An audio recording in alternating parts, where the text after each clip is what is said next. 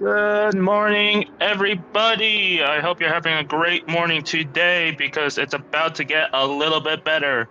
Brought to you in collaboration between S7R and IRO, we bring you the GT Sprint Championship, round one specifically, split one as well. Today, as you can see, we are getting prepped to go into qualifying. It's going to be a 20-minute qualifier. But first off, I want to present myself. I am S7R Hoverscraft. I will be the commentator for Stint 1. But joining me today, we have the lovely Slow-Mo. Slow-Mo, how are you doing today? I am great. Looking forward to some very good racing. Obviously, we got a lot of good drivers that are going to be out on the track for the multiple stints here today. So this is going to be a ton of fun to watch. Absolutely. We are, a bit of a collaboration event, a little bit of you could call it a support series if you want it, but we will be seeing a lot of drivers competing in the main IRO GTEC championship compete today. We are going to let you know right here, right now. We'll let you know, remind you guys a little bit later that this stream will be rated into the IRO channel stream. So you don't have to go anywhere after this, right? Stint 2 will be automatically broadcasted to you. But let's go over some of the settings today before we start the qualifier. So up on the screen on the right-hand side, you will see some of the series rules, as I said. Oh, we apologize. There's a bit of a typo of 15 minutes. That's supposed to be 20 minutes. But tire wear will be at 1x while the fuel is off. Throughout this series, we will see no tuning allowed besides brake balance, and of course, heavy damage is on.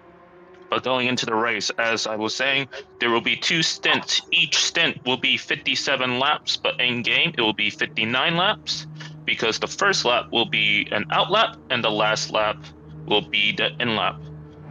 Of course, 1x tire wear, 1x fuel usage with a 3x fuel rate. Stint 1 starts off with 100% fuel as they will be going green once the out lap is completed, but Stint 2 will need to refill in the pits before they get to start their stint. Both the medium and the soft tire compound are necessary, so you have to run both tires by the end of the stint. Like I said, the only tuning allowed is brake balance, heavy damage. Weather will be random today. Time of day will be a little bit different. We'll let you know in a little bit. Here's a little bit. Qualifying will be at sunset with clear skies. Stint 1 will be twilight, so you'll see the moon come up. Again, clear skies, as well as Stint 2, twilight, clear skies. Now let's go over to the schedule right here, right now. Oh, here is, as we said, today will be round one of the championship at Red Bull Ring. Next month, we will be bringing you to Laguna Seca, Monza, then Le Mans, then Watkins Glen, going into Japan with Fuji International as round 6. Road Atlanta will be our round 7, and then our finale will be the famous Circuit Gilles Villeneuve in Canada. Here is our lovely track map. Some nice little information. Started in 1969. One of the more shorter circuits of the schedule of the calendar, with only 3.6 kilometers rounding it. Corners, obviously number 10, and the reason why I point that out is that during our outlap, at the exit of turn 8, we will see the cars go from single file to double file. And then obviously going onto the straight, the leader will start the race. Now, let us show you who's competing for Stint 1 today. Obviously, we still have to go into qualifying, so this isn't the starting order, but we have P1R Seagull, VIP JP Scale, Covington, S7R Wood, RA Roses, Jonicas, Jeffrey, Shadow Chef, Magri, Hot Ayer, Digital Relay, Ramas, Leba222, and R.A. Toby. That will be your competitors for Stint 1. And all of these guys will have a teammate to pick up the second shift in about 2 hours' time from now. Now, very shortly here, we will start qualifying. Slow-mo. Obviously, you have a lot of experience with commentating, right? You've seen plenty of series throughout the years. If you were a driver in one of these cars today, what would you be feeling right now? Oh man, really anxious. I mean, obviously in the first split, you want to set everybody up for success behind you. So, I think these guys are really going to be pushing hard, but doing it the right way to maintain their position and not really jeopardize the team's overall outcome in the event. So, I think you're going to see a lot of pushing here in this first split, but I don't think you're going to see these guys being too terribly tough on the vehicles or the tires to keep themselves in a good spot. Absolutely. As much as this is called Sprint Championship, it's still an endurance race at the end of the day, right? You won't win within the first or the second hour. You may win in the third hour, but depends. So, yeah, absolutely. These guys are going to be on the knife edge of being fast, but also making sure that they don't do anything, crazy with the car and causing damage or anything like that. But, despite this being, the support series, like I said, there's plenty of drivers here from the IRO GTEC championship, and I know that they're just as equally competitive. We will be starting qualifying in a little bit right here. As I said, it's 1X tire wear, but no one has to worry about the fuel, so they'll be should be at the peak of the car's capabilities. Slemo, do you have any idea of who may get the pole for round one, split one? Well, we've got a lot of talent in the split here. I've definitely got my eyes on Wid. Obviously we've seen him do very, very well in a lot of various competitions. So I would expect him to be up in the top third of this grid here, and obviously there's plenty of other opportunities for these guys to top Wid as well. Absolutely. There's going to be pretty much no shenanigans here in qualifying, at least with the rules set. Everyone's probably going to be taking their soft tires and seeing how many laps they can turn out. There is also a difference in which we have no Super Bowl or anything. It's just going to be a 20-minute session, and whoever gets the fastest lap after the 20 minutes will be the one starting the race. We are following Shadow Chef right now in the Porsche 911, the newest Porsche that just came out at the end of last month, if I remember correctly, the beginning of last month. I'm sorry. RA Roses following close behind, but obviously these guys will be, spacing themselves out somewhere near the final few corners, just so no one, accidentally messes anyone else up. But Covington and Wed here.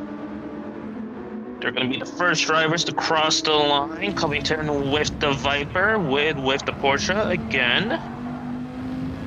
Taking the corners fast. Now they're going to shoot out of the final corner like a rocket, and now they are going to be in full qualifying mode. Crossing the line, keeping the throttle pinned all the way down to the ground before they have to start braking, going into turn one, get the car rotated nicely, try to keep the car as settled as possible. Turn one is notorious for the bumps. Now we have a long run going up into technically turn three, because turn two is the MotoGP layout. Wood probably getting a good slipstream too, braking at the 100-meter board. Oh, never mind. Hitting the apex nicely, getting the power down. The Viper has a mega advantage when it comes to raw engine power. So she is trying to use every little last bit of horsepower and torque that the car is able to provide. Going down into turn four technically, but I will be calling it turn three because it's easier. A little bit of a wiggle going on exit, but doesn't lose that much speed regardless. Now heading into the two left-handers all downhill, ending out sector 2. Gets the car rotated nicely in both sections. Going out over the curb, over the rumble strip.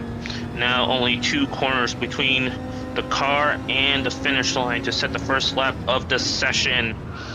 brings it nicely in this high-speed right-hander, gets out wide, try not to get a penalty, gets the car turned in perfectly, avoid the curb on the apex, and she crosses the line with a 128.9. That is a great lap with, unfortunately, getting a penalty. Yeah, and we know Mist is very comfortable in that Dodge. We've seen him run it in a variety of other series as well. So definitely something he's going to be comfortable with today. Absolutely.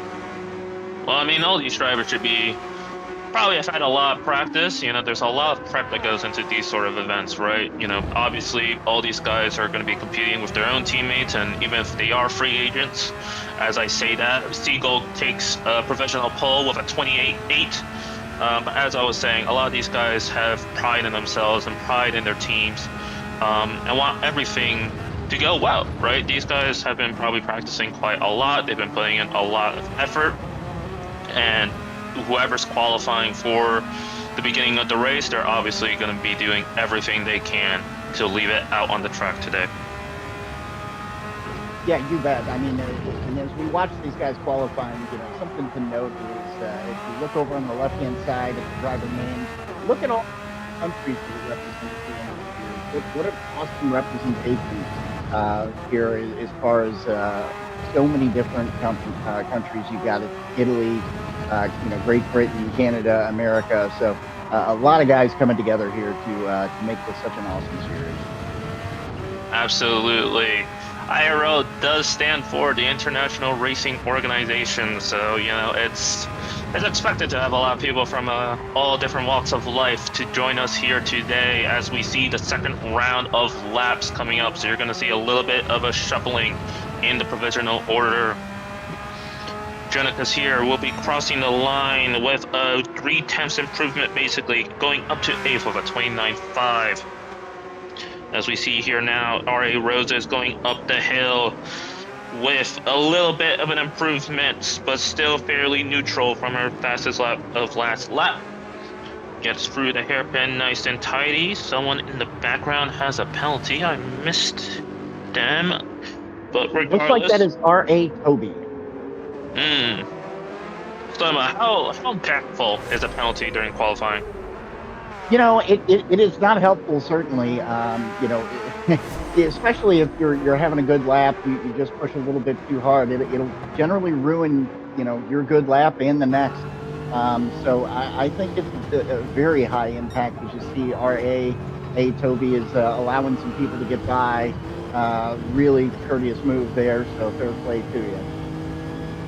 Absolutely. There is kind of a whatchamacallit, kind of a right, Roses also gets a penalty. But as I was saying, there's kind of a whatchamacallit, kind of a set of standards when it comes to qualifying, and one of those standards is whenever you get a penalty, you know, that's pretty much the end of your lap. So you want to do everything you can to not hold up anybody else. Regardless, with the GTR going up the hill, provisionally second and almost a 10th up in his qualifying time. If he continues this lap as is, he will get provisional pole, but it's all going to depend on what he does in Sector 2 and Sector 3. Going at the top straight of the track map, going downhill for the second hairpin. Gets the car nice and stopped. And you're also going to notice, Lemma, that some of these guys will be taking different lines. There's different philosophy amongst these drivers, and obviously everyone here is a fast driver, but these different ideologies and different strategies and different perspectives really will translate as to how they're going to perform in the race today.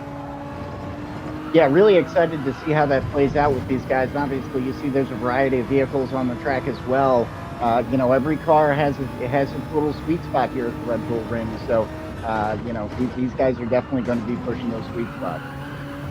Absolutely. As we see the Viper pull into the pits, going to probably take a new set of tires. Fuel is not a thing to be concerned about. It's just going to be the tire wear. Wood improves his time by about half a tenth, not enough to take provisional pole away from Siegel, but a very good lap nonetheless. Shadow Chef gets up to third, about a tenth and a half away from Wood, and barely up ahead of Covington. But Covington will be. Yep. Go ahead. Sorry, Covington will be coming out firing at all cylinders with a fresh set of softs. We should be seeing a few of these guys go into the pits relatively soon. Yeah, a fresh set of rubber here at the end of qualifying can make a big difference, especially as you get the car, warmed up a little bit. There is no fuel burn here, so these guys are not able to make the car any lighter from burning fuel through the qualifying lap. So that is one disadvantage that they have to battle through today. Absolutely. Shadow Chef with a bit of a wiggle going out the hairpin, but still keeping the car straight. Gets the car turned in very nicely. He was over a tenth and a half up purple, but he seems to have lost most of that time, now half a tenth down from his fastest lap. He may now take a pit stop, but really it's going to be all depending on what these drivers feel, what the tires underneath them. But he's going out wide. And nope, not going into the pits. Going to be rounding the final corner and trying to do another lap. We still have 11 minutes on the board, so plenty of time for these guys to do something with their cars. Wood improves his time to a 28.6. Not enough to take provisional pole because Siegel, I think, improved to a 28.4. Yeah, and Siegel's got a really good time going there. He's actually been improving on that slightly over each lap. I was riding along board with him for a couple laps there. He's really got a good line and getting great speed out of his exits to set him up for the straight there. You know what's funny? As you said that, Siegel goes wide on the final corner and picks up a penalty. Yeah, and Hubbard, I think penalties are going to be, that's going to be really the storyline for Red Bull Ring here. The track is pretty relatively easy to drive.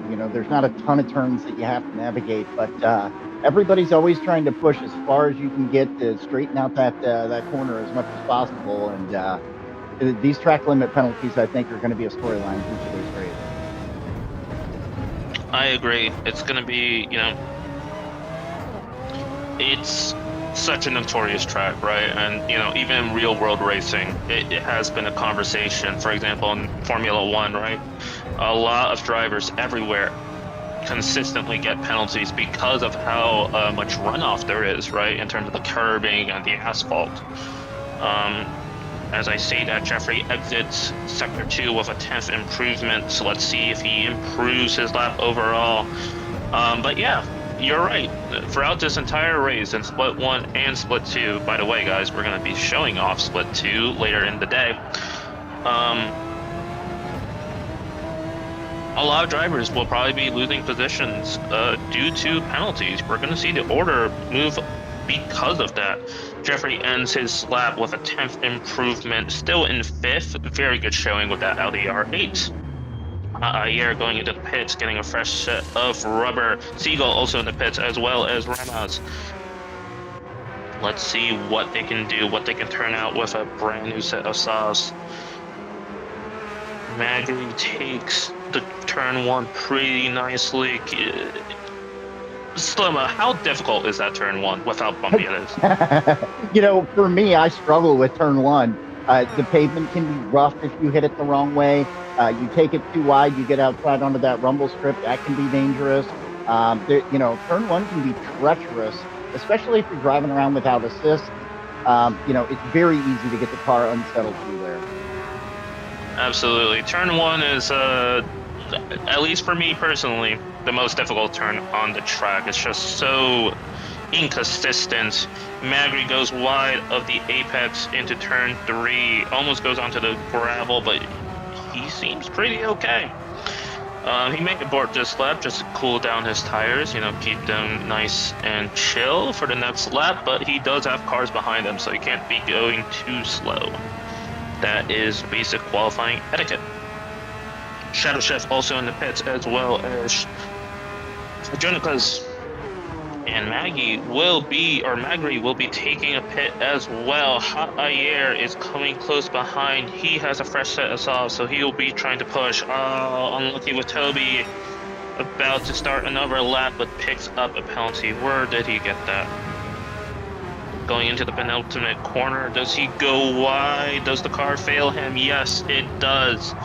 Any car that goes beyond the red and white curbing will be getting a penalty here, folks. That's just unfortunately the law of the land.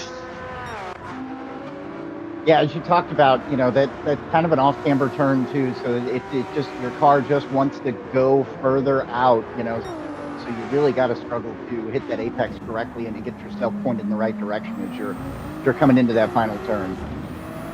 Absolutely. Unfortunately, laps make and break a lot in that final two corners. But we see here now, right? I think Jonica is the Porsche behind him. How useful is the slipstream throughout a qualifying lap? When you can get a slipstream in qualifying, you have to use it to your advantage. Really, I mean, if you think about it, if you can gain a tenth or a couple tenths, that's a huge advantage for you over the car in front of you. Absolutely. But do you think it's worth it in terms of, does it outweigh the cost of dirty air? I personally believe it does. I mean, especially as you're seeing some of these guys jump into the pits to get fresh rubber. The tire wear is not too terrible here for these guys. So, I don't think that you're going to see these guys getting their soft down into an area where they're really concerned about it.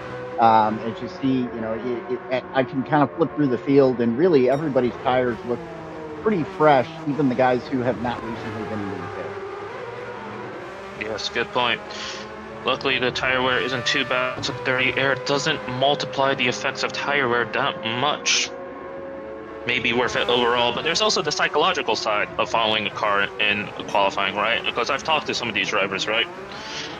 Some of them actually really hate slipstream, even at tracks like Monza or the long straight at Tokyo, purely because it messes them up psychologically. Like, they have to put in effort to, funnily enough, not crash into the car ahead of them. So, some of these drivers, even if they would be faster with slipstream, me generally hate it and just not be able to get the most out of their cars because of that psychological effect. Yeah, and Hover, I think that's the mentality of a champion there, because being able to drive by yourself and be out in front and run really, really solid, repetitive times is a skill that not everybody's going to have. Somebody like me, I love to follow somebody. It gives me somebody to chase, kind of a good focal point to watch ahead of me. That's the difference between the mind of an amateur racer like myself and a champion like these guys. That's true. It takes a lot of experience and a lot of know-how to get that mentality in your head. Digital Relay improving by 0.3, putting him up to 12th. Nice improvement right there, then. As we go up to Sector 7's Wid, still in second, not able to make any improvement since that 28.6. Seagull still taking provisional pole, but he still hasn't improved from that 28.4. I don't know how much lower the times are going to get, slow-mo. These are already blazing fast hot laps. Absolutely. Those are blistering times. Very impressive to see these guys putting down these times out here, but we expected nothing less from this group. That's true. These are the cream of the crop drivers. Well, we only have 3.5 minutes in this qualifying session so far, so we're going to be seeing these last final push laps. There's about 2 more push laps that these drivers can do before the flag drops and we get underway into the actual race. Wid rounding the final corner, starting his probably second to last lap. 28.9 on his upper lap is still pretty good. Shadow Chef somewhat close behind, 29.9, not pushing too hard, but he will be starting one of his final laps. Covington going down the double left-hander, gets the car nicely stopped, but a bit wide. I think he may pick up a penalty there. Went a bit wide on exit onto the green stuff. But nevertheless, he isn't going to make any improvement. 4 times down with only 2 corners to go. Just not going to have much space to make an improvement. Let's see Wid finishing out Sector 1, now starting Sector 2 with the first hairpin of the sector. This is a tricky corner, right? You have to get the power down so correctly to make sure you still stay in, but the corner goes out wide, but then turns back in at the end of the exit, if you get what I mean. Yeah, Going absolutely. down. Yep, it's a very confusing corner, but with over a tenth down, we're probably not going to see much of an improvement with these final two corners. But if he lays it all down, he may be able to make an improvement. But ultimately, I don't think that's going to be the right call. He's probably just going to set himself up for a good final exit to go one more time. Actually, maybe two more times, now that I'm looking at how much time we have left. Crossing the end of lap 12, starting lap 13. Shadow Chef close behind as well. Finishing out his final laps, makes an improvement. Woo. Knocks down Sector 7's Wid down to third. Shadow Chef with that Porsche is really coming together. P1R Seagull behind, I believe that's Jonica's, yes. But he's slowing down, giving himself some space to go one more time in that Ferrari 296. Jonica also makes an improvement to a 29.2, gets himself up to 6th. Great lap there. Sector 7's Wid needs to find some sort of time throughout this rest of the lap. He does have one more lap that he could possibly do something with, but I'm not really quite sure how his tires are standing up. Gets the car settled. Tries to aim for the inside curve to get a good exit. Now we're going to be finishing up Sector 2, but 4 attempts down. Sadly, I don't think we're going to be seeing an improvement from him. Oh, my Shadow! 7.5 Whoa. up from provisional pole. He might have it. He might have what it takes to take the provisional pole away from P1R Seagull. Porsche against Ferrari. A tail as old as time, gets the final two corners pretty well situated. Gets the car turned in nicely early on the throttle. What does the car produce? It's going to be a 28.4. Ooh, 100th off of Seagull. But does Seagull have any sort of response to Shadow Chef or Wid? Jonica ahead seems to have a penalty, I believe, but he's going to try to do everything he can to not hold him up. Seagull takes a good wide exit of the penultimate corner. I think he goes wide off the final corner as well. Yes, Yeah, he picks up a penalty. Oh, would have been an improvement too. Shadow Chef and Wid has one more tour to do something to try to take the challenge up to Seagull. Shadow Chef starts the first corner of Sector 2 while Wid is well beyond that. Going to the double left-hander with the GTR. Gets the car nice and situated. Now ending Sector 2. Small improvement, but I don't think it's going to be enough to take P1 or P2 away. But we still have two final corners to see what he can do, what he can manage with this GTR. Maybe on slightly worn tires as well, but gets the first right-hander really nicely. Gets the second right-hander pretty nicely as well. What does the GTR produce in this final lap? It's going to be a 1:28.7. No improvement. Shadow Chef behind, rounding the final corner. He seems to have lost a lot of time somewhere. 1:30 flat. So, folks, your pole setter for round 1, split 1, will be P1R Seagull. But Slow-Mo, could you do me the favor of going down the order? Yeah, absolutely. So we've got, as you mentioned, P1R Seagull there in P1. P2 is going to be Shadow Chef. As you saw, he really had a good opportunity to get himself up into P1 and didn't quite get that done. SR7 Wid, as we saw, have some penalty challenges in the beginning of qualifying in P3. Miss Covington will be starting our grid out in P4 position with Jeffrey behind him in P5. P. Jonicas in P6, VIP, JP Scale in P7. We have R.A. Roses will be starting in P8.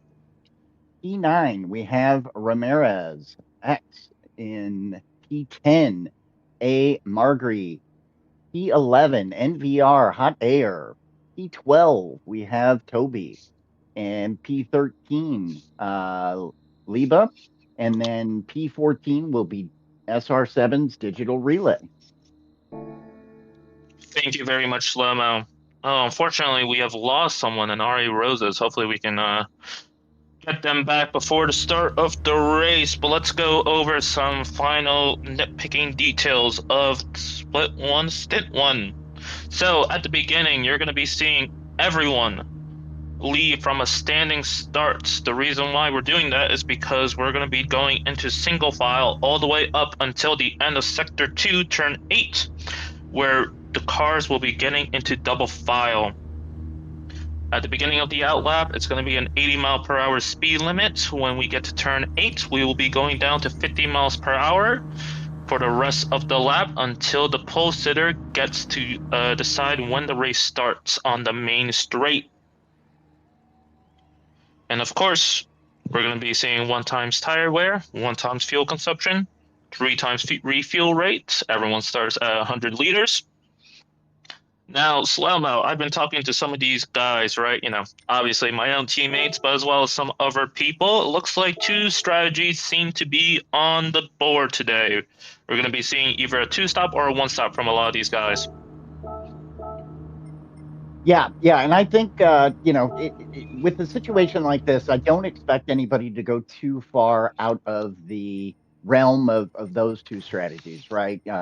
With it being, as I mentioned earlier, a team event here, these guys are going to want to keep themselves close and give themselves every opportunity to take a position as the guy in front of them ends up with that penalty. So, absolutely.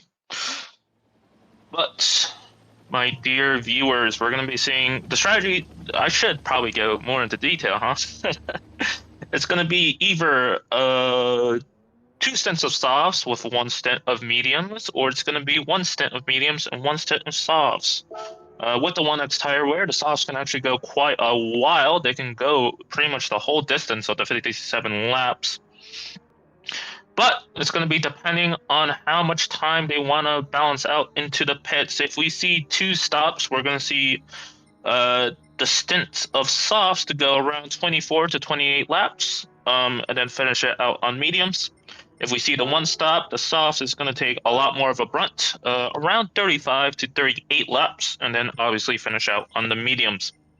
And it's going to be up to the drivers to determine what strategy is going to be the better one today. We're just finishing up here with some last-minute reorganization. We just have to get everyone back into lineup, as well as Roses. I'm not sure if Roses has joined back, but we're going to see very shortly. And of course, Slow-Mo, the one very important thing, it's going to be pretty much random weather for the entire stint except for the first few minutes. Yeah, that brings a whole new dynamic. As we know, some drivers are better in the wet conditions than others. So if it does end up raining, which I personally think it will, we'll see how that plays out. Random weather is absolutely random. I think we're going to see a little bit of rain that these guys are going to have to navigate. Yeah, unfortunately, racing has this funny little quirk where the worst conditions will be the conditions. So rain is not entirely out of the question. Yeah, Hubbard, just back to something you mentioned earlier, with the tire wear and the fuel burn being really pretty manageable at 1 time, giving these guys the opportunity to run such a long stint on the softs, I think is going to really keep this very close as we watch, these guys get out there and start jockeying for position. I really believe that you're not going to see the grid separate too terribly in this group. Probably not. Well, the drivers aren't going to let that happen. Well, to go over what is at play here, Now, obviously, all the points today will be determined by the car's position at the end of split 2. The winner of the overall race will be getting 70 points. Second place will be getting 56 points. Third place will be getting 44. Fourth gets 34, fifth gets 28, and then it goes so on and so on, where 14th place gets only 4 points. And obviously, with 8 rounds, every point matters. And as you're talking about the rounds there, you'll see the schedule there on the right. Take a look at some of the tracks that they're going to be facing here in the future. Really awesome schedule that they put together for the series as well. Absolutely. And every track will, bring out the strengths of different cars, right? So maybe one car at this track gets a little bit, may not be as competitive as some of the front runners. They may get a lot of that time back going into a different circuit later point in the schedule. Okay, we have a 3-minute call from our race director. Let me do a little bit of a highlight. Our producer today is the lovely McNaughty. You will have known him from obviously his wonderful streams of GT7. He's an integral part of the GT7 community, also helping out with IRO's GTEC, as well as hosting the wonderful McNaughty League, NRL. Slow-mo, do you know anything about NRL? Maybe a couple things. I have been fortunate enough to work with McNaughty through every season of the NRL, and looking forward to our next one that's coming up here soon. In my impression, it is the premier racing league. Obviously, the IRO here is a top-notch league as well. So certainly, getting McNaughty on board here is a lot of fun to work with, and I'm honored to be here with you guys to experience what this event's going to be like. Thank you. I'm honored to have the chance to commentate this wonderful first round. And one last time, McNaughty, thank you for everything that you do, not just in this league and all other leagues that you help produce.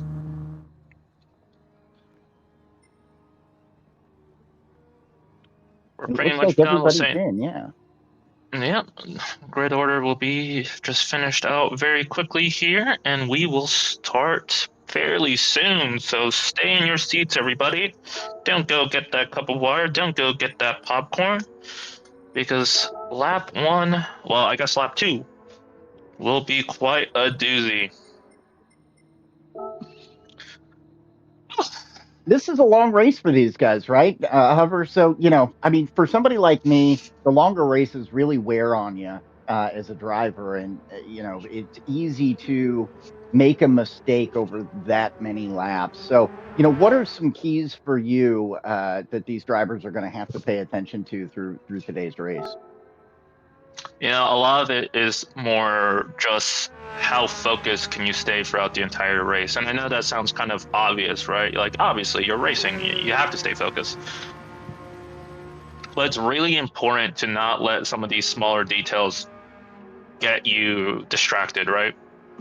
In GT7, we have this beautiful HUD that tells you so much information. It's very important to not let your eyes wander to those parts. You want your eyes completely on track. It's great to know what your gaps from the guy ahead of you and the guy behind you are, but ultimately, the only thing that's going to affect those gaps is what you do on track. So it's better to keep your eyes on the track, stay focused, don't let your eyes wander anywhere else, and hopefully by the end of the race, you'll get a good result. As I say that, we will very shortly start our outlap. Obviously, on the outlap, no one is racing. Everyone is going to be going single file at 50 miles, or my apologies, at 80 miles per hour. But with everyone starting at 100% fuel, you'll be noticing these guys are going to be doing everything they can to save every liter of fuel that they can. So they'll probably be putting up their fuel map up to 6, lifting and coasting very nicely behind all these guys. And they're going to be doing that until the double file points, where they get their engines really revved up and they're going to go racing. Yeah, such a cool way to start the race here. It's not something you see commonly in a lot of the other leagues. So really exciting to kind of to see these guys almost do a parade lap here and get ready for us to kick this off. Absolutely. I just want to give a little bit of a notice. Top 5 cars are all different cars, Slow-Mo. Yeah, that's true.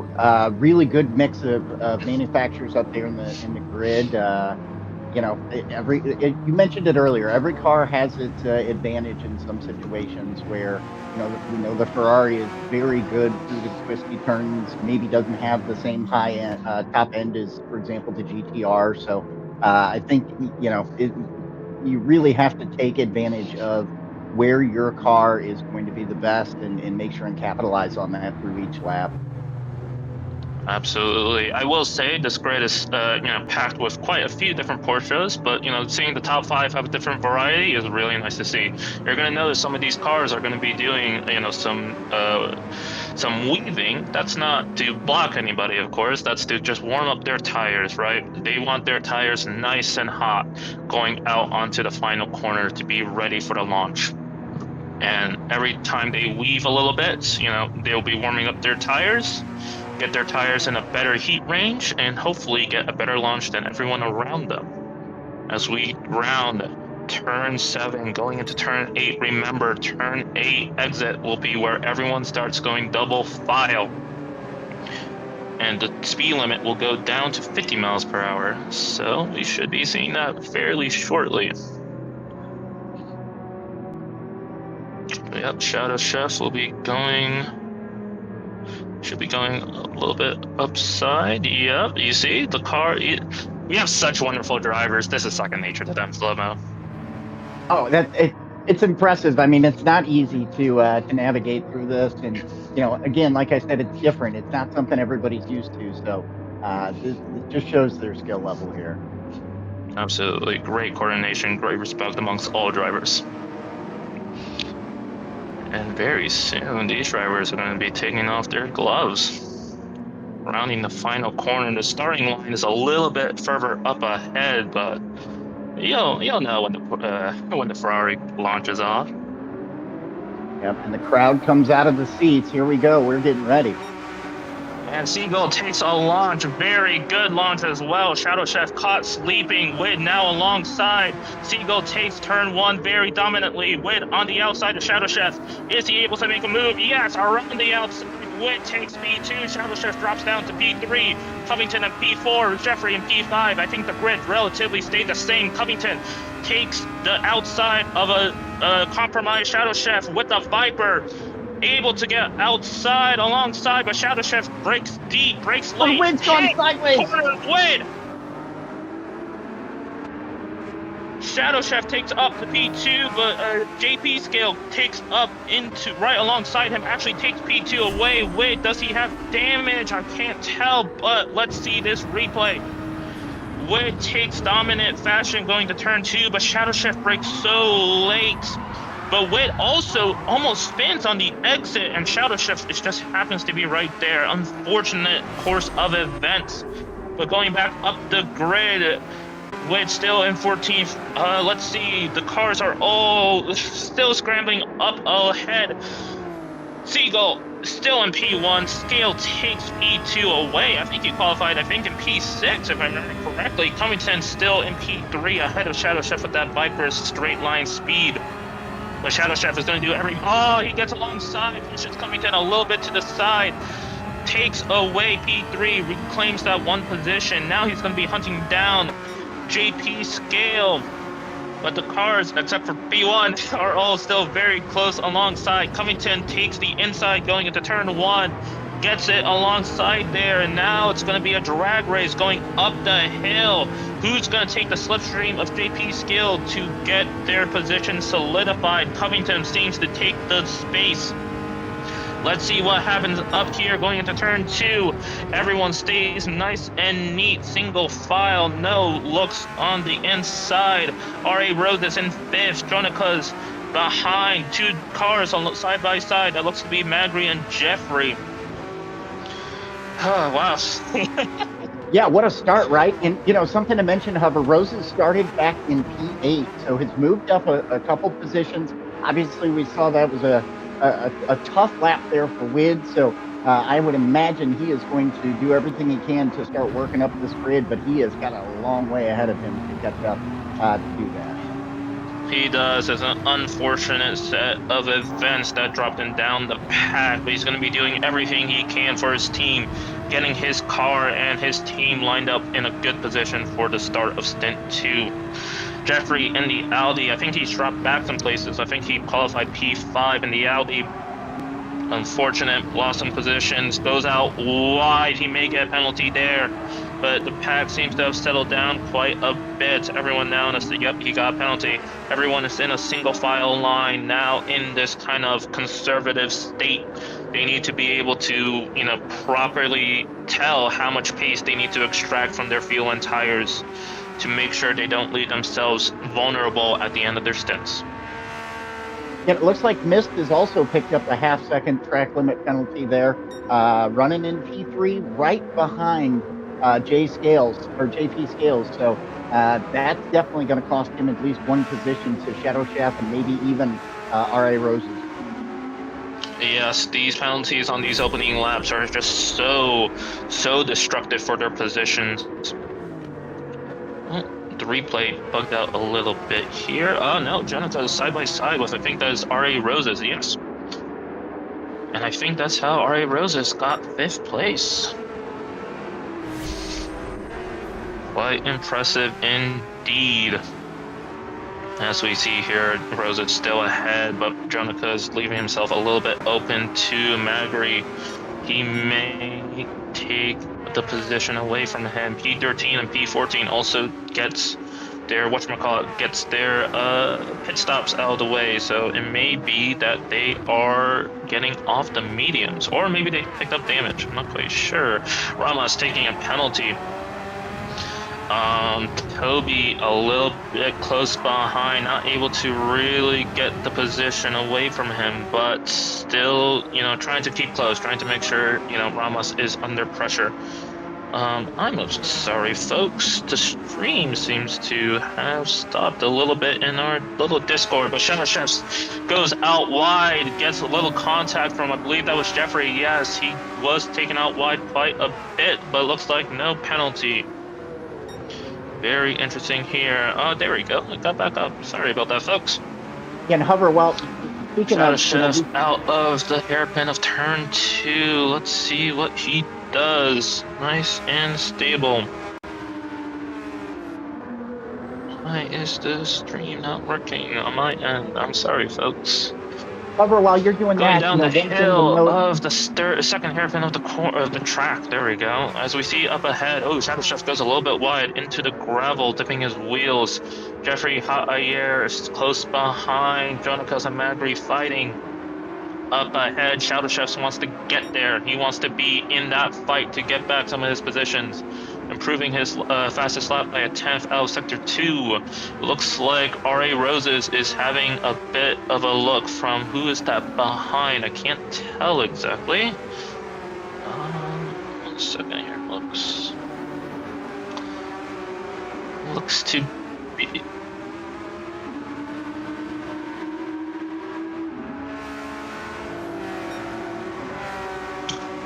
Guys, I don't know. Do you mind taking... Yep. Sorry, Slow, take it over a little bit.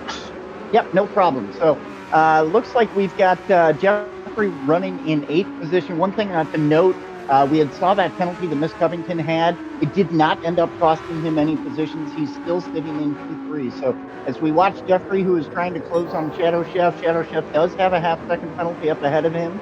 So, possibly Shadow Chef could hold him off, not sure. We'll see how that plays out here shortly as the penalty gets served. Looking back through the grid, you'll see there Ramiro's and Leva, who are all very close. And it looks like Toby's also got that half-second track limit penalty. We discussed how crucial these penalties are going to be through today's race, and you're starting to see that play out as a lot of these guys are hitting these track limit penalties and pushing to absolute limit of the track and the vehicles. So here is Mist, who's trying to hunt down JP Scale. Hover, you back with us yet? Absolutely. Thank you for that. I apologize to the viewers. I had a little bit of a technical difficulty, but yes, Covington getting actually pretty close to JP Skill, right behind out in Sector 2, but loses a little bit of distance going out into Sector 3. JP Skill gets a little bit of a compromise exit. Will this give an opportunity to Covington to get down the inside of turn 1? JP Skill doesn't do, oh, he's bumping. They're going to be playing nice with one another, trying everything they can to make up time up to Seagull. Covington does have that straight line speed, so this isn't a bad strategy if they want to take the fight to Seagull. All right, Rose is behind, trying to keep Magri behind, but Magri has a penalty, so it's up to Roses to determine how much he wants to fight for this position, knowing that he's going to get it back. In the number 3 car allows Magri to get in the inside, but Roses has to stay close behind in order to take back the position after the penalty line. Covington does get the position going into turn 2. Let's take a replay. It goes around the outside with that Viper straight line speed. Gets the position well before they even have to hit the brakes. Porsche will try to stay close behind to respond to him. We go back. Magri is about 7/10 ahead of Roses, so at least he will have the chance to fight for his position going into the quick right-handers. At the end of the lap, will Roses get an opportunity to respond to Magri? Doesn't look like it. Magri did enough to keep his position in 4th. But they are rounding the final corner, meaning that Roses has 2 long straights to get the slipstream. Roses is able to pounce a little bit, but bumps Magri with a little bit of slipstream. Doesn't try to move yet. Let's see if Roses tries anything out onto the long straight. Ooh, gets a little bit sideways on the exit. A little bit dangerous there, especially with the sausage curb on the outside. But that does mean I think Roses doesn't have the opportunity to do anything going into turn 2. Yep, doesn't do any look-sees. Yeah, we talked about how treacherous that turn can be, whether it be the inside line or that outside line, that sausage curb. Roses did a really good job navigating that. Absolutely. It's better to keep the car pointing straight than into the wall. So anything that Roses can do to keep the car stable is a positive for the team, as we see a bit of a train from P4 up to P8. Jeffrey close behind Jenica. Shadow Chef must have taken the position somewhere else. Let's see, going into the double left-hander, and Shadow Chef really close behind Roses. Roses going a little bit backwards. Hopefully not too much to the to the hands of Jenica's and Jeffrey. But Jeffrey's just trying to keep his car nice and tidy. Hopefully he can take some sort of position from everyone ahead, but it really depends on how the rest of the grid stacks up. Shadow Chef is trying to trail Roses and Magri, trying to do everything he can to get his position back up. But these guys are really now just focusing on keeping their cars, nice and stable, nice and tidy, and keeping those tires nice and happy. Yeah, however, speaking of tires, something to note, there are 3 drivers right now that are on soft. You've got Magri, Liba, and then I believe Wid are the only 3 guys that are currently on the soft countdown. Oh, really? I was assuming a soft start for everyone, but oh well. These guys are going to be taking the mediums long. Ooh, a little bit sideways from Roses. Kicks that tail out. Maybe allows Shadow Chef to get a look going down to turn 3. Roses doesn't really defend it. Shadow Chef is going to try the late brake maneuver. Able to get alongside before the apex, but not enough to be able to take the position, but he gets a good exit. Roses a little bit compromised on that outside line, but keeps the inside line going into the next corner of turn 7. Shadow Chef has no response to it. Roses stays ahead. Oh! Some contact on the exit. We're getting feisty here, folks. Roses goes a little bit wide of the apex, going out of turn 8. Now onto the back straight. We have 2 final corners to round out this lap. Shadow Chef still is in the slipstream, not able to do anything quite yet, but he will have another chance going out onto these 2 straights. What are your thoughts, Lemma? Oh, what a great race. I think these guys are really driving elbows out here early on in the race. They're absolutely doing what they can to protect their positions and set their teammates up for the best possible outcome in the next split. So really, I do have to stand corrected. I thought we were going to see the grid a little bit closer than what we were seeing right now. They are separating a little bit. You're starting to see these guys get a little bit of room. So I was incorrect there, but these guys are pushing so hard. You see more penalties as you see Jeffrey and Jonas there, Jonas both with penalties. I think one was 1 second even. Yeah, so it looks like Shadow Chef missed his braking point or something. He is out wide on the grass of turn 1, but the 2 cars ahead of him have penalties, so it's not completely over yet for Shadow Chef. He needs to get close behind. It looks like Jonas has a compromised exit out of turn 3, allowing Jeffrey to go out onto the outside, but that inside line seems to be so strong going into turn 7. But regardless, they still have 2 penalties to serve between the 2. Jeffrey again on the inside, but not anything he can do, not alongside enough. This just gives Shadow Chef the opportunity to solidify his 2 positions.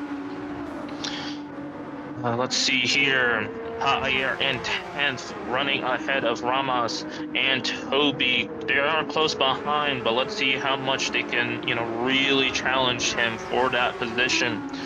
Even if they are on the tail end of the grid, they are still fierce. They are still wanting every single position they can. Wood on a makeup drive in P13, probably getting off those mediums at the start, as you mentioned, slow-mo. And now on the set of softs, currently holding the fastest lap of the race. And we know Wood's got pace. Obviously, that was an unfortunate start to the race for him, but he's going to be trying to catch up and making up some of this ground here. As you see, that gap between him and Toby is decreasing. So Wood is gaining ground to the remainder of the field up in front of him. We'll see, he's got quite a few laps still to go. So I would imagine he's got time to regain a few of those positions that were lost.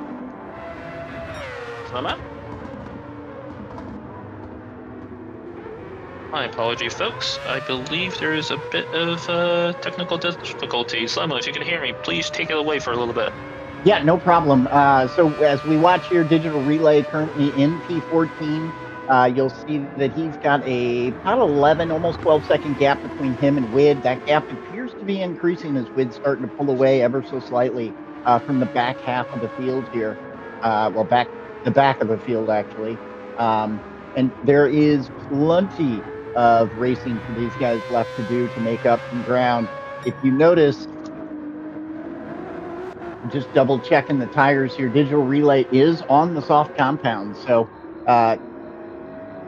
you would imagine, if I'm seeing that right, he would be able to make up a little bit of ground with those soft tires, but you're seeing Wid start to pull away from him ever so slightly.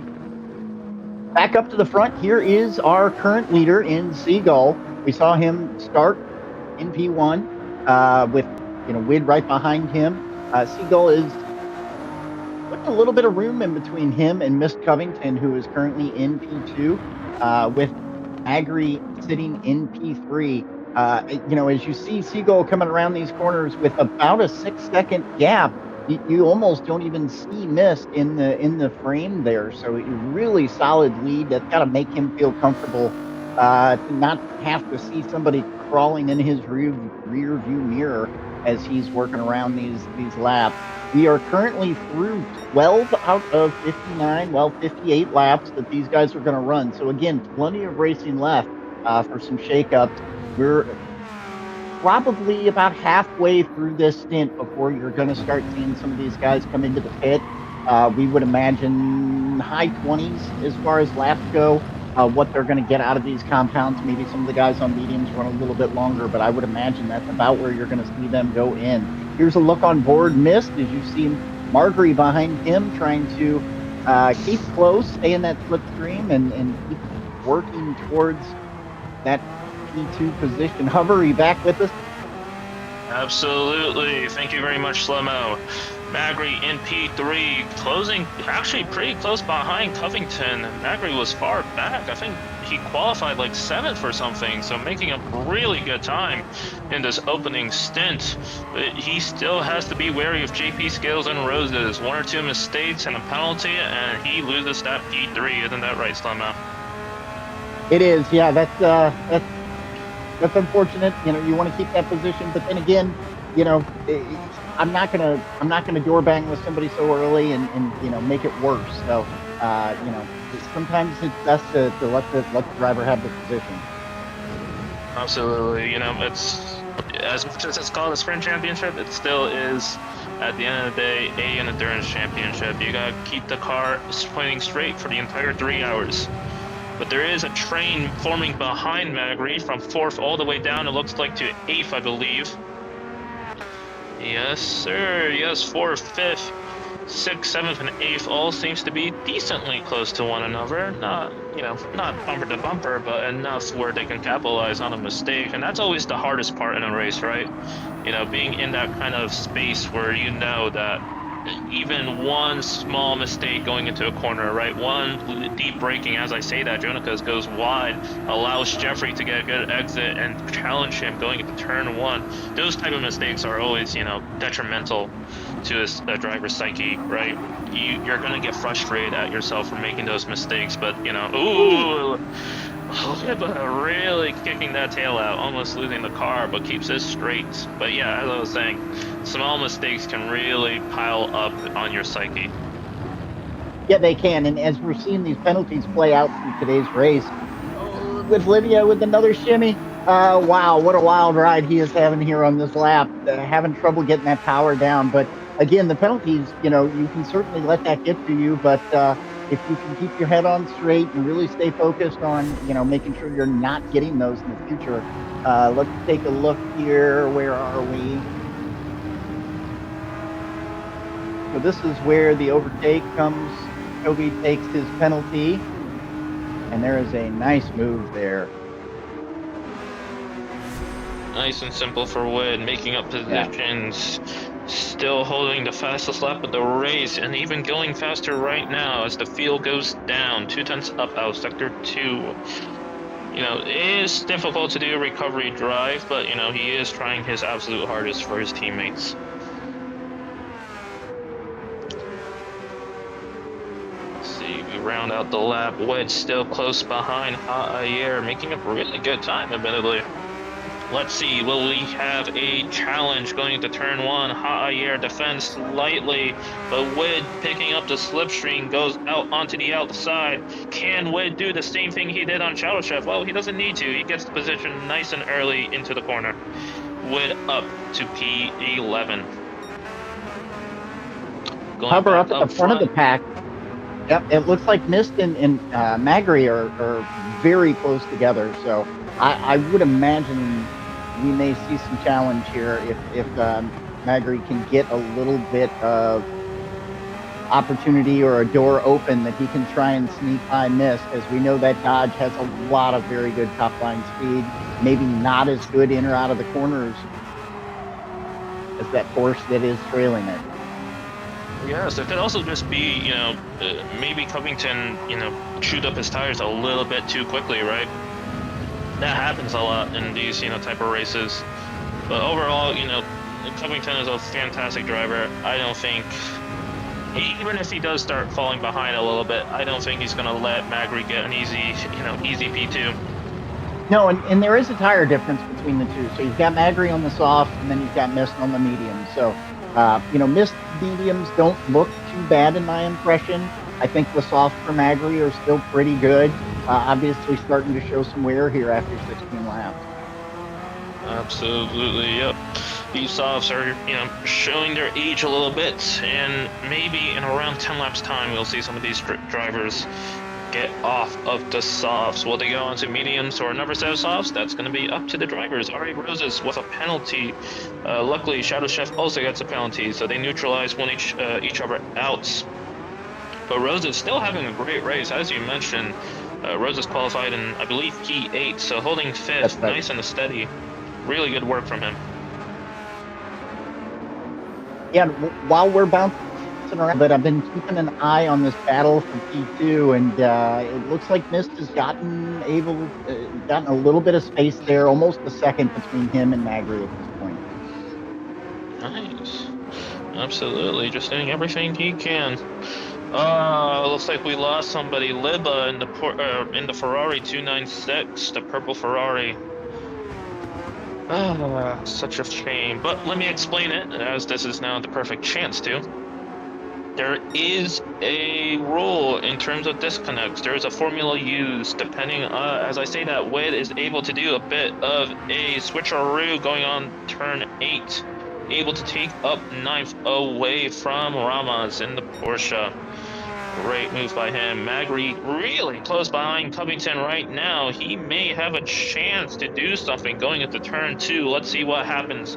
Gets the car pointed out straight, really nice, but Covington does have that Viper engine. It's not going to be an easy move going up into turn 2, and it looks like Magri is being pushed away a little bit. That Viper's leg still has plenty of fuel. Nice and happy, but Covington goes a little bit wide on exit. Still playing straight, still holding P2, but looks like Magri just doesn't really have the chance to go and make something out of turn 3. Covington doesn't even put a defense up. And yeah, Magri just has to stay patient behind him. He will get his chance. Gets a better exit out of turn 3, but again, Covington Viper, just so much power in, underneath that front hood. Those Vipers, they got some legs, man. They, you get next to it on a straightaway, and it's just so hard to get around it. It's got so much room. Absolutely. A lot of the teams in the Split 1 GTEC actually picked up the Viper for the Daytona race. And, we saw their dominance over there fairly well shown. But as I was mentioning previously, the rule for a DC is that the driver will input their gaps between everybody, where they were in the position of the track. And through a formula that we have in the background, their teammate in Stint 2 will basically take a time penalty. So, even though Liba did DC, it's not completely over for their team. Roses close behind Shadow Chef because Shadow Chef seems to have taken the position away from Roses. Yeah, Roses had a penalty that had to serve there, and Shadow Chef was able to get that P5 off her hands at that point. So it looks like that Roses is probably going to keep it close and put a little bit of pressure on Shadow Chef here. Absolutely. Maybe got the position, but isn't out of the woods yet. Jeffrey behind in 7th, about 1.6 seconds is the gap. But let's look back in P2. Let's see where that battle is developing right now. Magri still falling close behind, 5/10, 6/10 going into the double left-handers of Sector 2. Going out into turn 8 on the exit. Let's see where the gap lays out. 3/10. Yes, it looks like Magri really has the advantage in the corners, but it's just not able to get any sort of, advantage or big enough. Ooh. Whoa. Magri almost hitting the Viper in front of him, but still able to hold it. No incident quite yet. But yeah, the Viper just has the clear advantage on the straights, but Magri does have a really nice cornering ability that he's trying to maximize to get P2. Yeah, and Hubbard, another thing to keep in mind for the viewers out there, this is a team event, so do not expect any of these guys on the track to be working together in any way, shape, or form. Very little bump drafting. If they get an opportunity to take a position, they are going to do it. Yeah, that's the nature of these types of leagues. It's just very, very competitive. At the highest level. Absolutely. Absolutely, the highest level. Like I said previously, these guys have pride in their teams. They have pride in what they do. So, as much as some of these guys may be teammates, outside of this championship, that basically gets thrown out the window the second the race starts. Yes, it does. Wood here in P9 following Jonica is trying to do everything he can to make up even more positions. He's doing really well in these softs, keeping them nice and tidy throughout the entire race. He is going to eventually have some sort of look at Jonicas. It might be right here, right now, but he may wait until, oh, Jonicas pulls over. Lets him by. So, Wood up to P8 before the end of lap 19, lap 18 in terms of race laps, and now he is only 1.9 seconds behind of Jeffrey, so he's doing really well working his way back up the grid. As I say that, Magri is able to go side by side with Covington out of, oh, but he gets a penalty. I wonder if he got the advantage because of going wide. And I didn't quite catch what happened there, but let's see if Magri can hold off Mist when he serves this penalty. I doubt he can. He's only got about a half-second difference between the two, so looks like that is going to cost him that P2 position back to Mist. I don't know if we were able to get a replay. Let's see a look here. Hover, what do you think? Well, it looks like he's close behind going to turn 1. Covington goes a little bit deep. Actually, very odd. It looked like Magri stayed on the track while Covington was the one that went wide. But... Yeah, so Hover, if Covington lifted, or if Mist lifted, you know, sometimes when you get outside of the track limit, there is a way to avoid penalties if you can lift off the gas and, you know, maybe not try to take advantage of being outside track limits. Sometimes you can get away with it. Yes, that's one of the strange characteristics of our penalty system. You lift off when you go wide, and maybe the stewards don't get angry at you. But Magri, regardless, even with the penalty, is able to do enough in Sector 1 and Sector 2 to give himself enough of a gap to keep the position. Jeffrey now close behind, my bad. Wood now close behind Jeffrey. Jeffrey goes a little bit squarely out the exit of turn 1, but still is able to hold his 7th place. But Wood does have the slipstream going up into turn 2. Will he do anything? It doesn't look like it. He stays behind, but he gets another chance going into turn 3 with the slipstream. Just has to get a good exit. Just has to push those rear tires nice out. Looks like Covington gets a penalty going out of probably turn 1 and turn 2. This will really solidify Magri's place of P2. Again, going back, P8, Wood isn't able to do much out of turn 3, but Jeffrey does seem to have a compromised exit, so maybe he can take a look going into turn 7, but isn't able to do anything about it. Yeah, it's really confusing that turn 3 goes into turn 7, but that's just how the track map works. Really annoying, but whatever.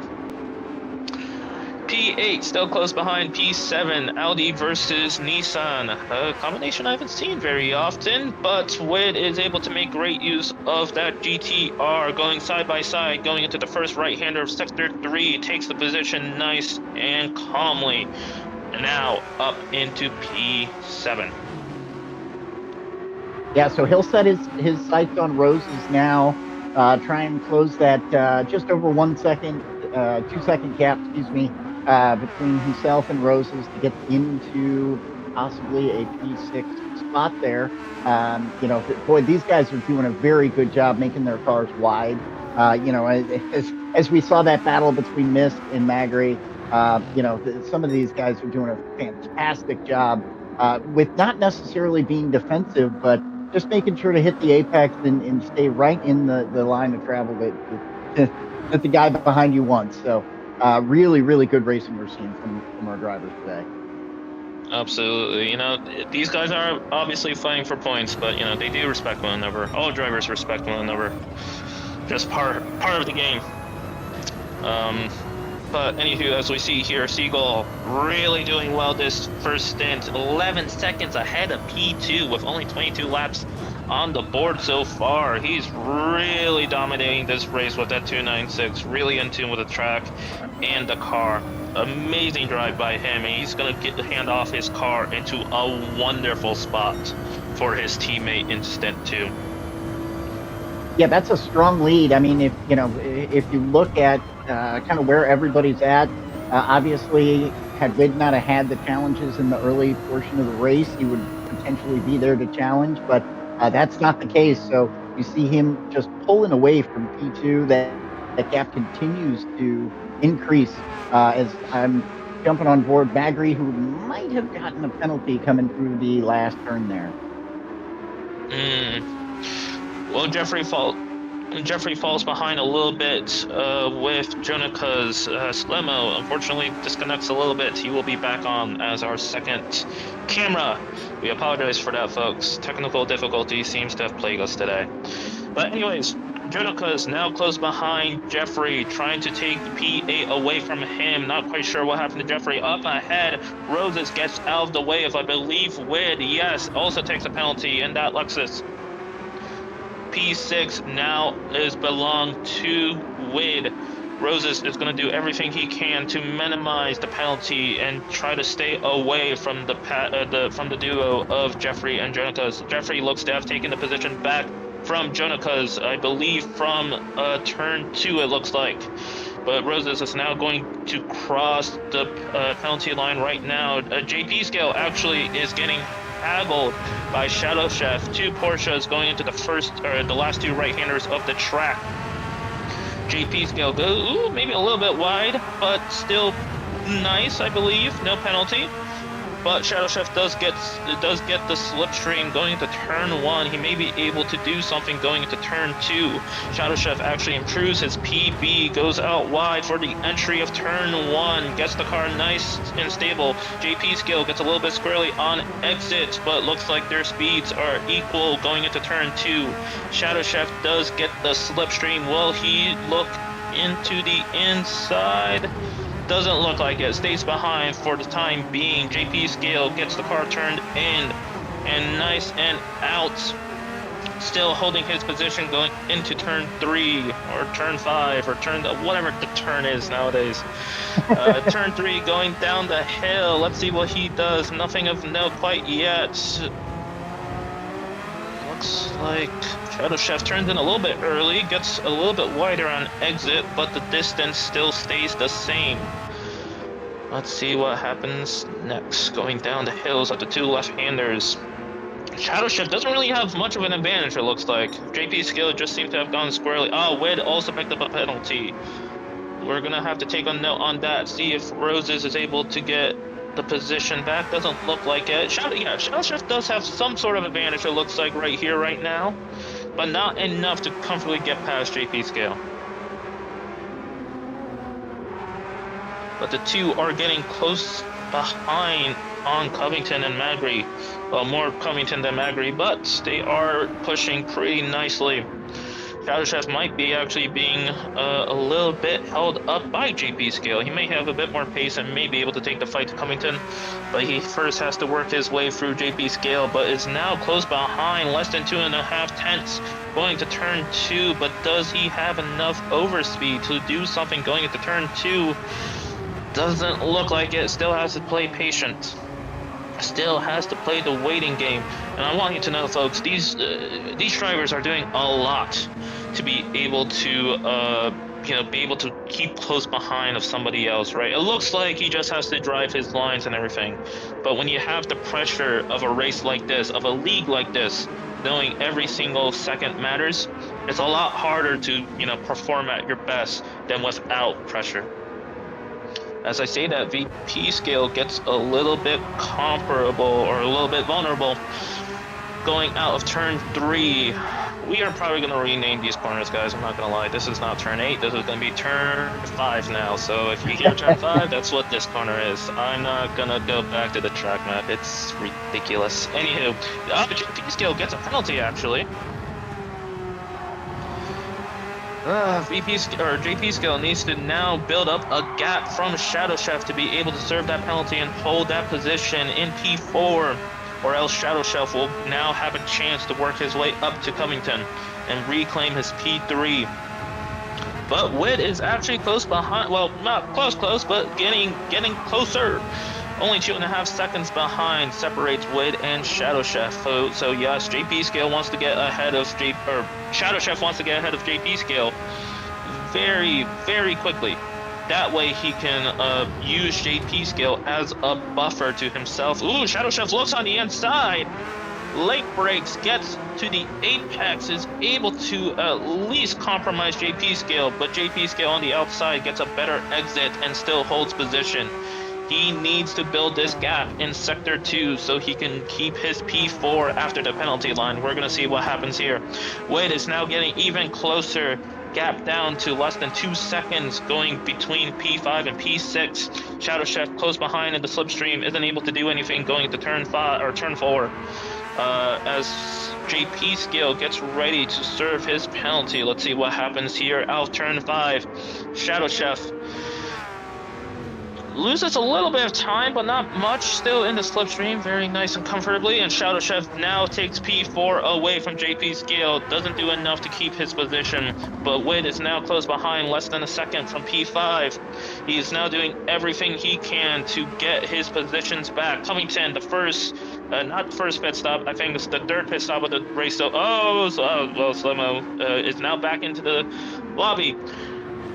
Covington, third pit stop of the race, getting off those mediums. Let's see how far he will take those stops, either to the end of the race or maybe to another set of stops later on. Jeffrey close behind Roses. Looks like Roses is unable to keep his earlier pace because now he's falling away from Wade and JP scale. And compromise to Jeffrey. Jeffrey isn't able to do anything quite yet, but 1 or 2 more laps, he may be able to look onto the inside. Actually, he may look on to the inside right now if the slipstream is strong enough. Going to turn 3.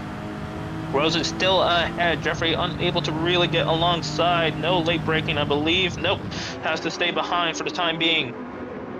Let's see where Wade and JP scale lines up. Oh, okay. I thought the gap would have been a little bit smaller with how much pace Wade has. Actually, let's go back to Rose's. One quick second. Yes, as I assumed, Jeffrey is able to get alongside on the outside, but as we've mentioned before, the inside of turn 4 is so strong around here. Roses goes a bit wide, I think, onto the green stuff. I think he will pick up a penalty. And if Jeffrey doesn't, yes, he does. Jeffrey also gets a penalty. So they are neutralized. And Hubbard, while we were watching that, it looks like Mist has dipped into the pit and got himself a fresh set of softs. As you take a look here, watch both of them just a little bit wide there. Really just following in the line of Roses there. And that ended up costing both Roses and Jonah. Absolutely. It's one of those things that all drivers are, can make a mistake to. They kind of get hypnotized into the line of the person ahead and they follow them even if they don't have any need to. Wade closing the gap to JP scale. Less than half a second between the two, and Shadow Chef is not far up behind. Even though he took the position away from JP scale, he is not able to build up enough of a gap to keep himself comfortable in P3. Going down the hill of turn 3, the 3 cars close to one another, no one being able to make the other flinch. Oh, Shadow Chef actually gets vulnerable on the exit of turn 3, allowing JP scale to go on the outside. Still though, Shadow Chef holds the inside. A small bump going into the apex, but still the positions remain the same, but it does allow Wade to get even closer than he was before. Now comfortably in the slipstream, Wade is going to do everything he can to hound JP scale out of P4. It looks like, I believe that was Magri in P2 having a penalty. Not quite sure, it might have been a lapped car, but Wade not able to do anything before the end of the lap. So they will remain the same, crossing the line. Rose is able to take the inside of Jonakos and I think reclaims his position of 6th, but still holds a penalty, allowing Jonakos to do something if he remains close behind going into the second half of the lap. Now going onto the main straight, JP scale still close behind, Wid still close behind. Will the slipstream have an effect? Will the slipstream change positions here? Going up the hill into turn 2, it doesn't look like Wade has enough power in his Nissan to do anything. JP scale again also not being able to do anything. Going into turn 2, everyone gets the car stopped nicely into the apex. Going into turn 3, looks like the positions are still fairly neutral. Whew. Yeah, and Hubbard, while we're kind of watching this battle, can you talk me through a little bit on how this driver change process is going to work exactly? Absolutely. Now, ooh, Witt gets a snap of exit of turn 3, but not enough. Now, for the driver swaps, what we're going to be seeing is that at the end of lap 58, as Roses get a penalty, or has the penalty, at the end of lap 58, all the cars will jump into the pits. And when the car stops at their pit box, they will communicate with a driver in a second lobby, which will be Stint 2. They will communicate to them that they have stopped the car, and that driver in Stint 2 is able to start their portion of the race. Now we have a very in-depth system in place as we say that. Jonicas takes the position away from Roses at the penalty line, as well as JP's skill gets off the medium tires into the pits. We have a very sophisticated procedure in place to calculate everyone's swap time, so no one can get an early jump into Stint 2 by, for example, a driver just gets into the pit and immediately calls the second driver. The driver in Stint 1 has to be stopped in their pit box, or else they will catch a penalty post-race. Roses now haggling Jonicas, despite getting the penalty, doesn't slow him up any much. So he's still able to possibly do something for P5, but remember, JP's skill went into the pits, so that is more of a P5 on track, but not a provisional P5. Yeah, to that point, you've got Witt who's worked his way all the way back to P4 here. Obviously, we know he's going to need a pit stop here to get off those softs before too long. Absolutely, yes. As we have mentioned a little bit, this actually seems to line up pretty nicely into what our expected strategies of tonight will be. And with the racetrack getting even darker, we will see these the natural tire temperatures go down a little bit, so the tires will be able to go a little bit further than what they were able to do at the beginning of the race, especially with lower fuel. Yeah, maybe not being able to push quite as hard as those tire temperatures. When you can't get your tires quite as warm, might not be able to push quite as hard. It's almost similar to some of the things you see these guys experience on the early first and second laps on some of the races. So it'll play a big part in how much these guys are able to push against each other.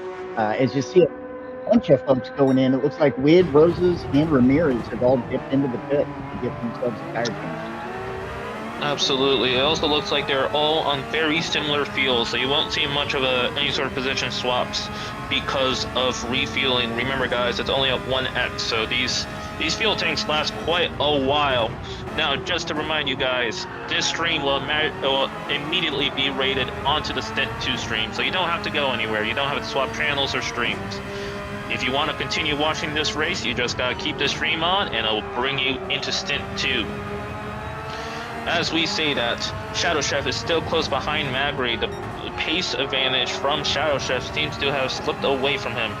It looks like Magri puts on his blinker, indicating that he will go into the pits at the end of this lap. Will Shadow Chef follow him? That's a question we will remain to see, but he goes wide on entry. Doesn't look like he has any intention of going into the pits, and he does stay out.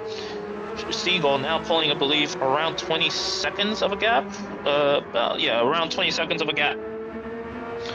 And yep. Covington out of the pits is being harassed by Witt. Remember, Witt got a little bit of damage at the beginning of his stint, and he's back up to Covington. What a drive this is for him. Yeah, Witt's having a great drive here today. Missed his pit earlier. We saw him go in and get himself a fresh set of tires. And as you see, Mist is going to go ahead and pull upside and challenge as they go down the straight, try to get himself a good position in line here for turn 1. Let's see if he can hold that Viper together through that section. Maybe a little bit wide. I don't know if that's going to cost Mist a penalty or not. Let's see if that plays out to his advantage. And there it is. There's a half-second penalty. That is unfortunate. Really good job to get himself up in front of Witt to get that position for turn 1. There you see Witt's going to take that spot right back. It's a really great battle you're seeing between these two guys right now. Absolutely. Covington is able to get a better exit than Witt out of turn 2, and going into turn 3, he gets P4 right back, but still holds that penalty. Will Witt look into the inside? Takes a small peek, but not enough commitment to get back the position. But Covington gets a Oh, never mind. Sorry, the depth perception. I thought Covington had a bad exit, but he doesn't. He still remains in P4, nice and comfortable, but he will lose this position in 2 corners time. Wood still close behind, wants everything he can to solidify his P4. As I say that, P1 and P2 now go into the pits, both getting off the medium tire compound. Presumably, yes, Seagull goes onto the softs, and Shadow Chef will most likely do the same. Shadow Chef, 7 liters of fuel less than Seagull. I don't think they'll do enough to make any sort of change in the positions, but really interesting to note that that 296 has a better fuel economy than the Porsche.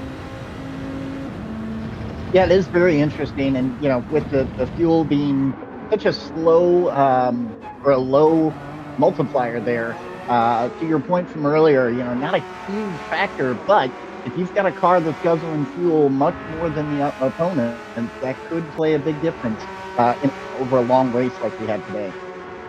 Absolutely. Shadow Chef is now out of the pits and behind Magri, so his frustrations continues, not being the top Porsche quite yet.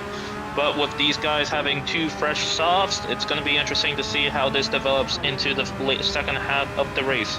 I say into the second half, we are already in the second half. Slemo, how time flies. It does. It goes fast when you've got such great racing to watch. As we take a look here at Magri, who is trying to hold off Shadow Chef.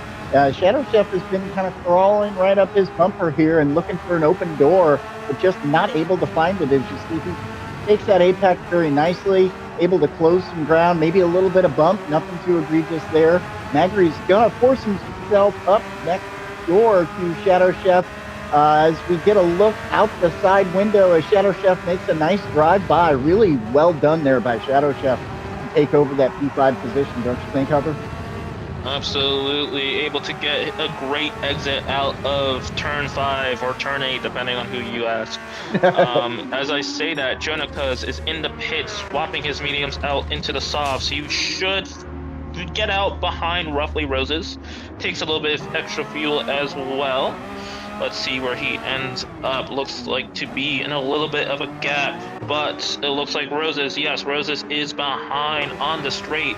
Remember, Jonicas is going out of the pit, meaning his exit speed is compromised compared to Roses, but it doesn't look like Roses did enough to be able to challenge Jonicas immediately going into turn 2.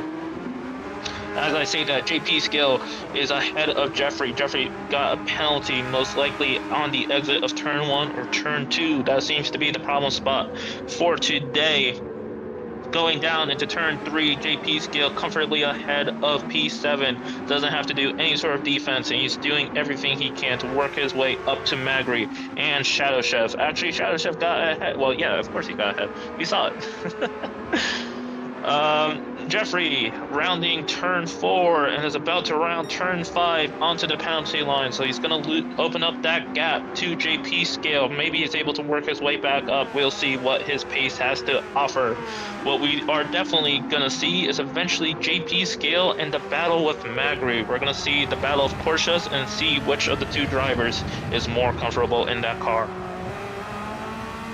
Yeah, and Hubbard, if I'm reading this correctly, I know I had some lobby issues. It looks like Seagull's got almost 21 seconds for a gap right now, and that is just incredible. Witt has gotten himself up into that P2 position, so, really the only incident we've seen so far today that Witt was involved in pushed him to the back of the pack, and he is doing a fantastic job getting himself back up into that P2 position again. Absolutely. And, Wiz is a wonderful driver. I've raced with him multiple times. He's obviously on my team, so I'm maybe a little bit biased, but I do think he's one of the best drivers on this grid.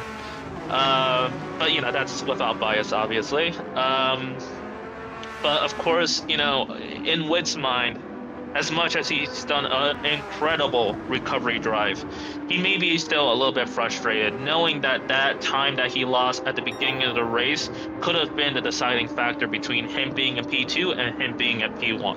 And while great drivers don't allow such frustrations to get into their mind, it still bubbles up in there. It's just one of those things that's at the back of your driver's mind. you wishing, oh, if that incident never happened, I could be in P1. It's just one of those annoying things that could affect the driver's pace. Obviously, the best drivers in the world will not allow such thoughts to, creep up in their heads. As I say that, he gets a bit of a snap going out of the final corner. But Wade will probably be looking after his stint, wondering, what ifs, could ifs, could have, would have, should have. But those don't matter at the end of the day. All that matters is whoever crosses that line in first. That's a fact. And, speaking of first, it looks like Seagull unfortunately got himself a 1 second penalty. That was on the last turn there, getting set up for the straight, got himself a little bit outside. So that gap will decrease between him and Wid.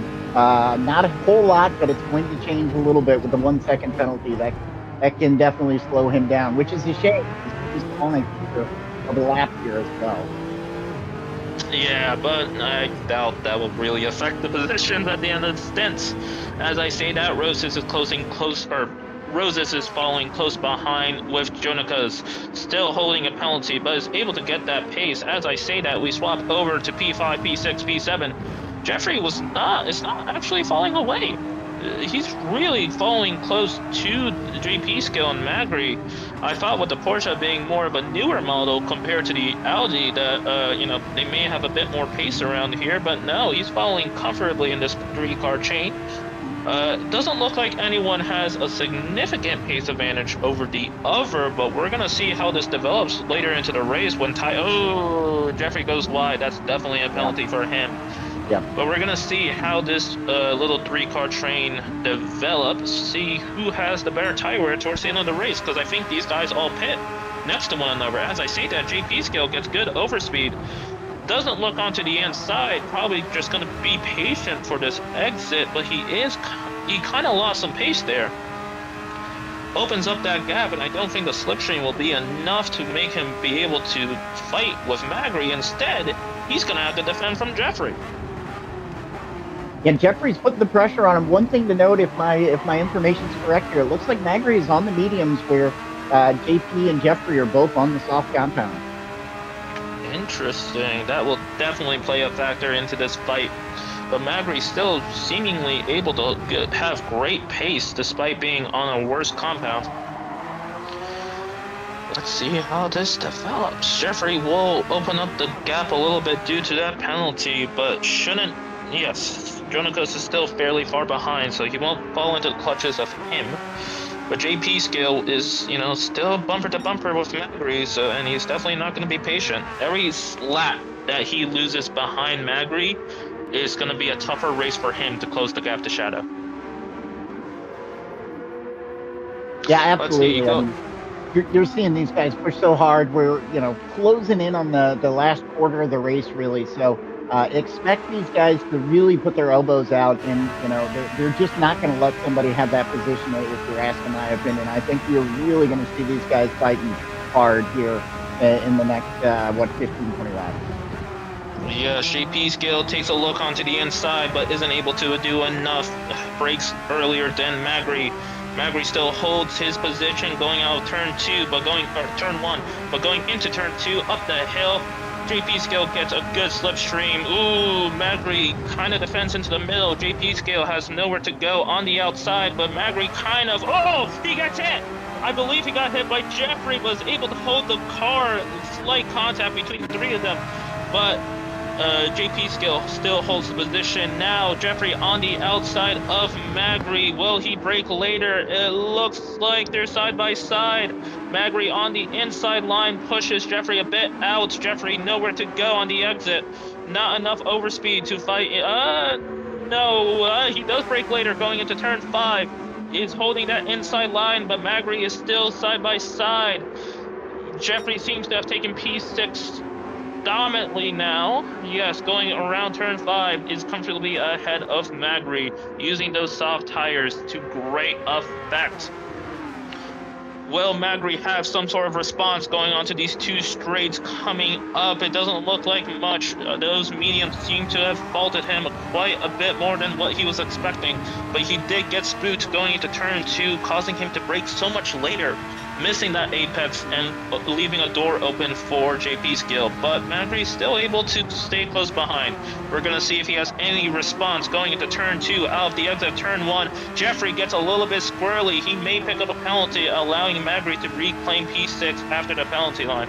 Doesn't look like Jeffrey picked up a penalty, but Magri still is close behind. Will he take a look going into turn 2? Yes, breaks a little bit later than Jeffrey, gets to the apex comfortably. Jeffrey leaves space out of turn 2, but he's on the outside line, giving him a better exit. No response by Magri quite yet. Let us go down the field a little bit. Up in P1, 20 seconds almost ahead of P2 with this Wid in that GTR. Seagull rounding the final corner, starting lap 40. Well, race lap 39, but you get the idea. Let us go down the... There is still a battle as I see it. Magri still close, falling close behind, but the gap opening up ever so. Oh, Magri goes a bit wide out of the exit of turn 5, going over the green stuff. He may pick up a penalty. Yes, he does. That's gonna make him. That's gonna make his fight for P6 infinitely more harder, because when he serves that penalty, I think he's gonna fall close behind two Jonikas, while JP Skill is just running away with 5th place in that Porsche. All right, Seagull in P1, as we mentioned before, 19.5 seconds, doing really nice and steady. Wid in P2, it looks like. Let's see what he is up to. 5 and almost a half second extra over P3, which is Covington in the Viper, which is 2.7 seconds ahead of Shadow Chef. Shadow Chef seems to be closing that gap a little bit, so we will see those two probably fight towards the end of this stint. Obviously P5, we had this little nice battle train. And then obviously Jeffrey in P6. Magri in P7 running the mediums on that Porsche with a penalty. Let's see, Jonica's in P8, and then P9 is going to be Roses. Let's actually take a quick look back up in P6. I want to see if P7. I want to see if Magri holds his position to Jonica's. Let's see what happens over the penalty line. I believe Jonica's is also on the soft, so even if Jonica's doesn't get the position here, he's going to have a chance going on to the 2 straights. They're going to go side by side, but Jonica's blasts past Magri, gets P7. A bit of a doozy for Magri, unfortunately, but that's just how the strategy kind of plays out sometimes, right, Slow-Mo? It is. It absolutely is. I mean, we talked about it early on that the penalties were going to be a storyline from today, and that's exactly what we're seeing. Absolutely. So let's go down, following the grid a little bit further. P10 is Ramos in that Porsche. About 4.5 seconds behind of Roses, but 9.5 seconds of P11, which is Jair, again in the Porsche. About a similar gap ahead and behind Toby in 10 seconds behind Jair, 12 seconds ahead of Digital Relay, which is P13. It looks like he's in last place, but on technicality, it would be Lib, who unfortunately DC'd pretty early on in the race. Let's take a look in P5. Jeffrey close behind. He is still not letting JP scale off comfortably. Going down into turn 4, they go single file line. 3/10 or about 4/10 separate between the two. JP skill improving on his PB out of sector 2. Jeffrey is still keeping him honest. Let's see what they do in the 2 right-handers that finishes out this lap. Both of them seem to be steady on the penultimate corner, and then on the final corner, they also seem steady. Jeffrey doesn't have much of a pace advantage to be able to do anything but this slipstream opportunity. While I say that JP Skills improves his PB by a 10th, so these guys are really pushing now, trying to solidify their position into stint 2. Jeffrey misses his apex a little bit, compromises his exit. JP Skill gets a nice little run out of turn 1, keeps his position comfortably going into turn 2. Yeah, and Hupper, while we were watching that, it looked like Magri ended up with another half-second penalty. So I don't know if that's going to cost him that P8 to Roses or not. It doesn't look like Roses is quite close enough to capitalize on that at this point, but this battle for P5 looks to be the one to watch right now. Absolutely. Very interesting to see how this development plays out. As yes, we definitely saw a peak there with Magri with a half-second penalty. He may fall even further back behind and maybe be vulnerable to P9 after the penalty line. Oof, so Speaking of frustrating. penalties, yeah, there's a couple others up ahead. Looks like Shadow Chef, I believe, had a half. I think he just served that, unless my lobby's acting goofy. So, again, penalties just everywhere here. There is Shadow Chef. He's going to serve that penalty. Didn't cost him any positions. You see, missed up ahead of him also had a half-second penalty. So really, towards the end of the race, looks like these guys are having a little bit of trouble keeping themselves within those track limits. Yeah, it's that little kind of dichotomy where, we are in the closing laps of Stint 1, meaning they're going to do everything they can to eke out every tenth of a second they can from their cars. And sometimes that unfortunately means going a bit wide in some corners and picking up a penalty. As I say that, Roses now close behind with Magri. I believe Roses is on the softs, so going into turn 2, this should be easy pickings for Roses. Let's see if he looks into the inside. He does. A bit of a late break, gets the apex, nice and comfortable. Still side by side on exit, but Roses with the tire advantage should get a better exit, and it looks like that's the case. Will Magri get a response going into turn 3? He does go on the outside line. Doesn't look like he has enough in the car to be able to take him around the outside. Roses with the softs helps it defend very comfortably. But going down the hill into the right or the left-hander of sector 2, and just no response by Magri. That medium tire is just not doing much to help him out at this stage of the race. No, this late in the race, to have that tire difference is a huge advantage for the guys that are on soft right now. It really gives them an opportunity to get really good exit speed, get out of the corners at a good speed, and make a lot of passes that we're seeing as they're starting to overtake some of the guys on mediums. Absolutely. Let's take a look between P3 and P4. I want to see what the development is there. Shadow Chef does bite into the time difference, but still not enough. This will probably be a pass towards the end of the race. What do you think, Slemmo? I like to think that it will. I mean, if you look at that gap is pretty stable. It's just under 1.5 seconds, but a little bit here and there. I think Shadow Chef is going to have an opportunity to put some more pressure here on Mist, as we know that Porsche does very well on the corners. Where then again, that Dodge has got really good top end. Absolutely, that Viper may not be the best in his corners, but it's definitely the best on the straights. Just able to defend so much easier than everyone else. And I think that's a key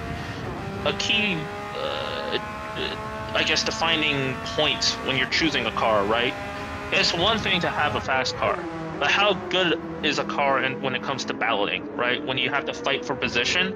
Typically cars with a faster engine is just so much easier to defend because so much of the overtaking is at the end of a long straight into a heavy braking corner. So if the car behind you just doesn't have the engine to get alongside you, that makes your job in defense so much easier. A very good point that is sometimes easy to forget. A lot of times you're going to pick the car you're comfortable with as opposed to the one that might be best suited for what you're trying to accomplish. So really good thought there. Absolutely. As we take a look in P6, still a second behind of JP Scale. Looks like JP Scale is turning up the burners because Jeffrey doesn't have a response quite yet.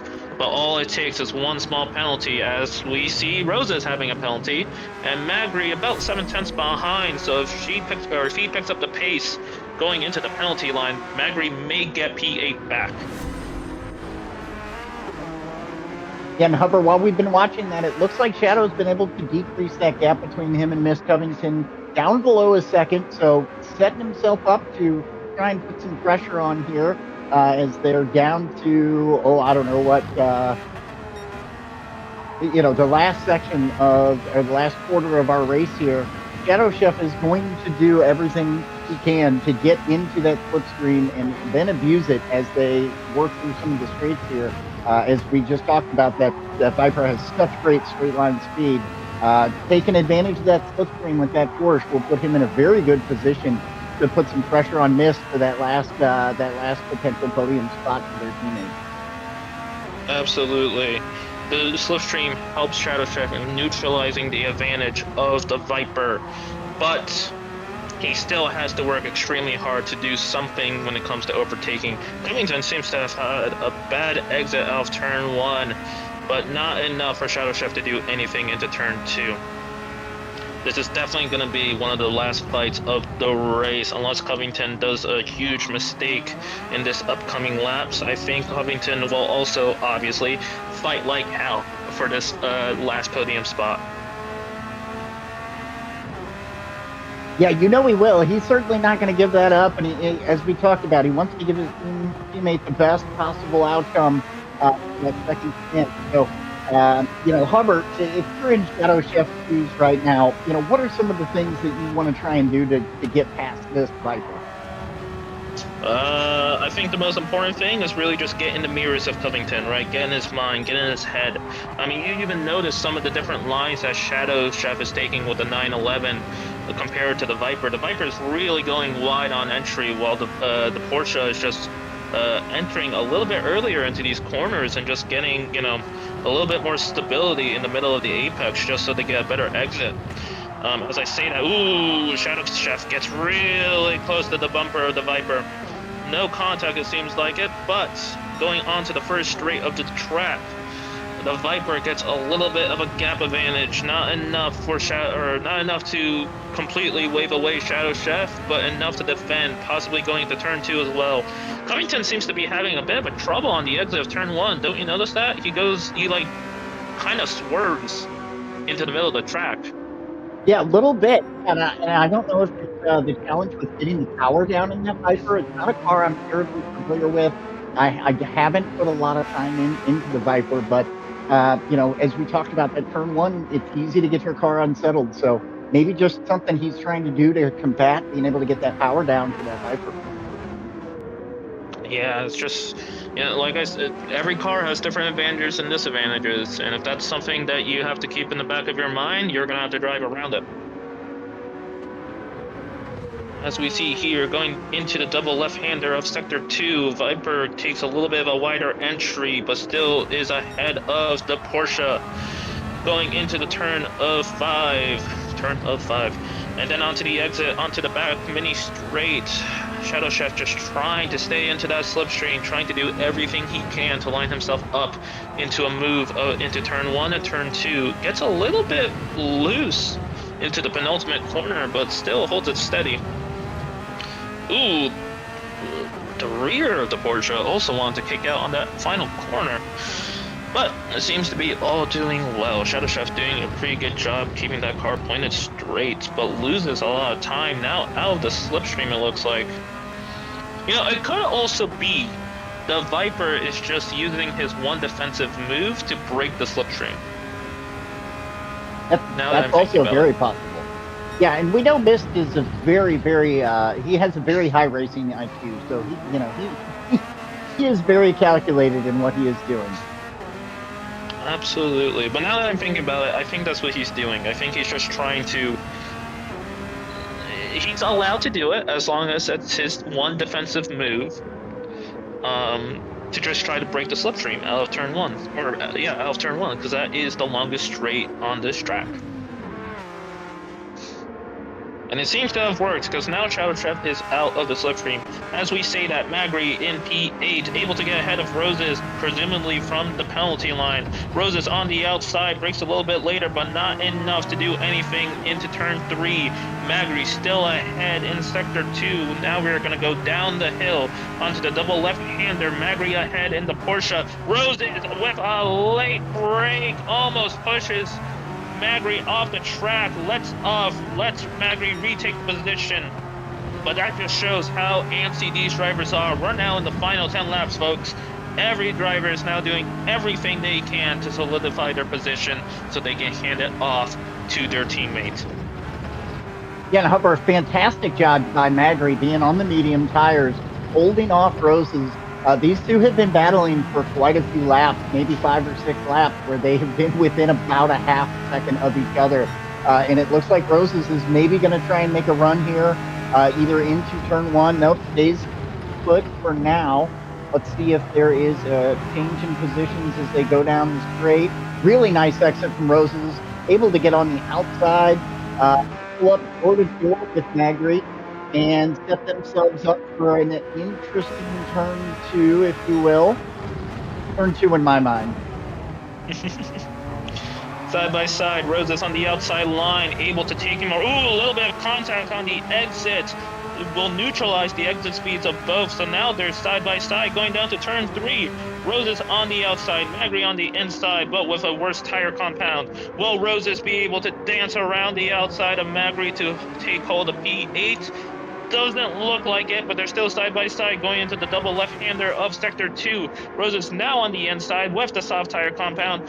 Will this be an easy move for Roses? Yes, it is. That inside line, as we mentioned before, such a strong line in terms of defense and overtake. And on top of the softer tire compound, great work by Roses to take P8 back. As I see that Shadow Chef now really close behind the Viper.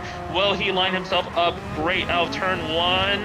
He may be right there on the edge of a penalty, but doesn't. Oh, but no, both gets a penalty. Will Shadow Chef do anything going to turn two? Because these penalties will neutralize one another on the back half of the track. Shadow Chef looks to the inside, not enough overlap to make the move happen, but he does get a great exit. Wow. He takes the move. He takes P3 out of turn two, and now he has to stay ahead of the Viper, but the Viper with its legs is making a comeback, going down the hill into turn three. Will he take it around the outside? No, just doesn't have the cornering ability to match the 911, and he's forced to stay behind for now. Going up to the penalty line, let's see what happens into the double left-handers. Nothing much that the Viper can do right now. He's just kind of struggling with the turn-in, but hopefully he gets able to set himself up out of the final corner onto the two straights. As I say that, Magri gets a comeback going into turn three down the hill onto the inside line, allows himself to get back into P8, neutralizes Roses. Now Roses has to defend from Ramaz, who's been kind of quiet the entire race, but able to now take the fight back into this train. Roses stays ahead for now, but now Roses is in this sandwich, has to keep an eye on the attack and on the defense. But, you know, every single corner Magri defends gives a chance to Ramaz to take that position. Yeah, to your point, you know, we weren't even talking about Ramaz until the battle from Roses and Magri really started heating up, gave him an opportunity to kind of put his hat in the ring there, and now is in a very good position to keep the pressure on both of them at this point. Any extra penalties, and we could have a shakeup here between 8, 9, and 10. Absolutely. Viper is forced to go onto the outside line of turn two. Shadow Chef does have to put up a defense. Will the Viper have the slipstream and this overspeed to make a move on the outside of turn three? Isn't able to do much. Holds the Porsche kind of into the inside of the line, but the Porsche handles it beautifully, getting a great exit out of turn three. Now going into turn four, but Magri is ahead of both Ramaz and Roses. Will Ramaz be able to fight going to turn three in the slipstream? Will he break late? No, Roses go onto the inside. Ramaz on the outside, unable to do anything right now, but he is still clawing away. Roses gets a bad exit onto the gravel, keeps the car straight ahead, but Ramaz gets P9. What? Jesus Christ, this is so much action. Yeah, it is. It is. It's nonstop. And, you know, the field is spread out a little bit, but you've got these couple bundles here. The battle for P8 being one and the battle for P3 being the other. And these guys are jockeying for position. You know, it seems like we're changing these positions out every lap. Absolutely. And, you know, this is the nature of this type of racing, right? Especially with the swaps. Only in 7 laps times, everyone wants their final positions. Going on to the main straight, or not the main straight, the first straight, Magri still ahead of Genicos and Jeffrey, having a decent gap, almost out of slipstream range. But let's see what happens going into turn one. Will Genicos or Ramaz close the gap? Not by much. Actually, he loses time now, comparable to Rose's. As I say that, the Viper's still holding Shadow Chef very honest. One mistake by Shadow Chef, and he will lose that podium spot. And the Viper is just still holding on to the Porsche, wanting to do everything he can to get ahead of Shadow Chef. Going out of Sector 2, both these guys are still very holding steady. Let us take a look back behind with what is happening with Magri and the rest of that train.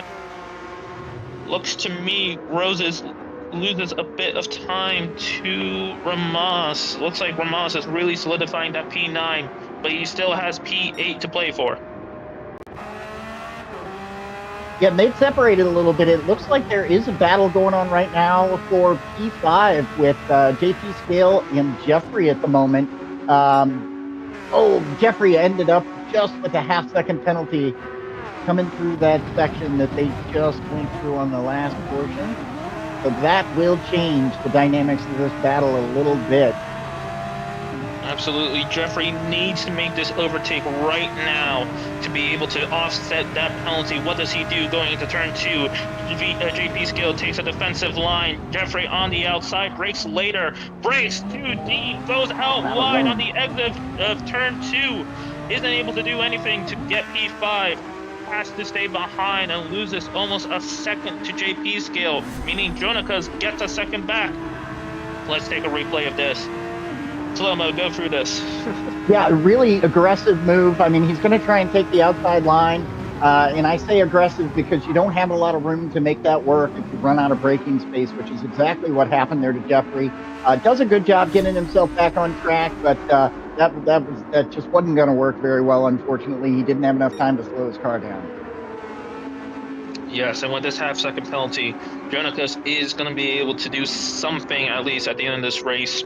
11 seconds ahead of Magri in 8th, so he doesn't have to worry too much about the battles behind him. Will Jonicas have something to respond to Jeffrey at the end of this race?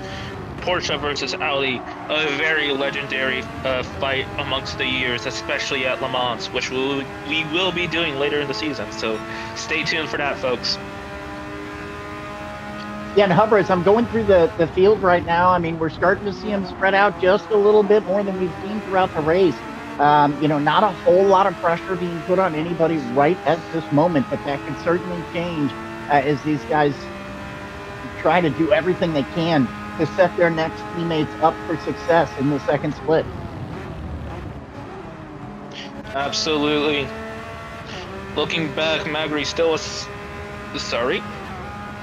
second advantage over Ramos, and Roses seems to be falling behind as well. Really unfortunate for Roses because he had such a strong opening few laps, going up all the way to P5. But Ramos is still keeping Magri very honest, but with the end of this stint, it looks like the softs are just struggling a little bit more than Magri's mediums. As I say that, Roses behind is flashing his lights to try to get into Ramos's head, try to force him into a mistake, but isn't able to do much. As I say that, Jonicas now closes the gap a little bit more by 1/10.5 compared to this time on this last lap. But still really trailing behind. Jeffrey still holds P6 very dominantly, and Jonicas needs to up the pace to be able to do something. Now, just reminding you guys one more time, to go into Stint 2, you don't have to go anywhere. You can stay on this stream because we're going to rate it directly into Stint 2's live stream. So just hang on tight, and you will see all the drivers swap into their cars. Funny enough, we see it in the top right now. These guys are starting their own outlaps. They're going to pull into the pits after their first outlaps, and then once they get the signal from their teammate in Stint 1, they'll start this that race, and you guys will jump over to that live stream. Yeah, such a cool way to seamlessly go from one stint to another. It's going to be really exciting to watch the second stint as we see these guys here in the first stint are really pushing hard. We've seen a lot of great battles through this stint. Starting to spread out just a little bit as we talked about earlier. I think really the closest battle on the track right now is either 4 P5, and it looks like Jeffrey unable to get the power down the way he wanted out of that exit, losing a little bit of time to JP Scale, almost 2 seconds back. And Jonikis putting his bumper there, a little contact between the two. Didn't cause Jeffrey any big issues, but he was able to get himself back under control. I think Jonikis was going to be able to put some pressure on Jeffrey without that contact, but that ended up sending Jonikis into the grass and spacing him out a little further. Magri gets loose on the exit of turn 5. I think he will also pick up a penalty because he did. Ramos now has an opportunity to go up to P8 at the end of the next lap.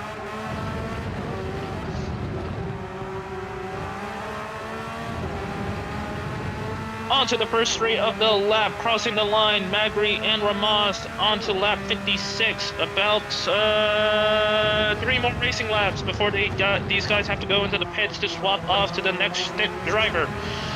Ramos gets a good exit of turn 1, but Magri seems to have gone an even better one, so there's not much Ramos can do going to turn 2 unless he late brakes onto the inside, but it doesn't look like he's close enough for that to be a reasonable attempt. Magri still stays ahead going to turn 2, but carrying that penalty, it's going to be in his mind. He needs to do something in these next few corners to neutralize that penalty and hold his spot. Going into turn 3, right? That's turn 3. Yes, turn 3 at the top of the straight. Down the hill, Magri still stays ahead comfortably for now. Ramos brings the distance a little bit closer between them under the braking, but isn't able to do much on the exit. Roses down there in 10th. If these guys have an incident, Roses can pick up the pieces. Going into the first left-hander of Sector 2. Ramos still behind, going out on exit to keep it steady, keep it in the white lines. Going into the exit of turn 5, we'll see Magri start to take his penalty. Where does he line his car up? Into the inside line, going into turn 6. Ramos not able to get close enough, but still on that outside line. Magri is forced to defend. A little bit of a bump at the exit of the penultimate corner. Now Ramos is able, he goes wide on the exit of the final corner. I think that's going to get him a penalty. I think it did, yeah. It does.